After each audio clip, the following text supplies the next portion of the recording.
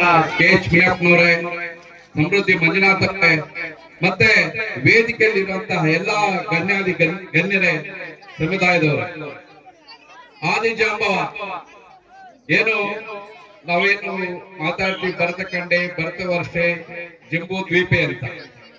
ಈ ಒಂದು ಜಾಂಬವಂತನ ಹೆಸರನ್ನು ತಗೊಂಡು ಈ ಭಾರತ ದೇಶಕ್ಕೆ ಜಂಬೂ ದ್ವೀಪ ಅಂತ ಮೊದಲು. ಜಂಬೂ ದ್ವೀಪ ಆದ್ಮೇಲೆ ಭರತ ಖಂಡೆ, ಭರತ ವರ್ಷೆ ಅಂತ ಒಂದು ಮಹಾನುಭಾವ ಆದಿಜಾಂಬವರು. ಮಹಾಭಾರತ ಮತ್ತು ರಾಮಾಯಣದಲ್ಲೂ ಸಹ ಆತನ ಒಂದು ಪಾವಿತ್ರತೆ, ಆತನ ಒಂದು ಪಾತ್ರ ಹೆಚ್ಚೆಚ್ಚಾಗಿದೆ. ಅಂತ ಒಂದು ಸಮುದಾಯದಲ್ಲಿ ತಾವು ಹುಟ್ಟಿರೋದು ನಿಜವಾಗ್ಲೂ ಸಹ ಪುಣ್ಯ. ಈ ಒಂದು ವರ್ಷಕ್ಕೂ ಸಹ ಆದಿಜಾಂಬವನ ಪೂಜೆ ಹೆಚ್ಚೆಚ್ಚಾಗಿ ಹೋಗ್ತಾ ಇದೆ.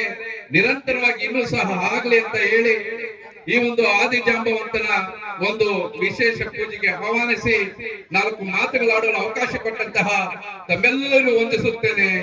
ಜೈ ಜಾಂಬವ, ಜೈ ಜೈ ಜಾಂಬವ.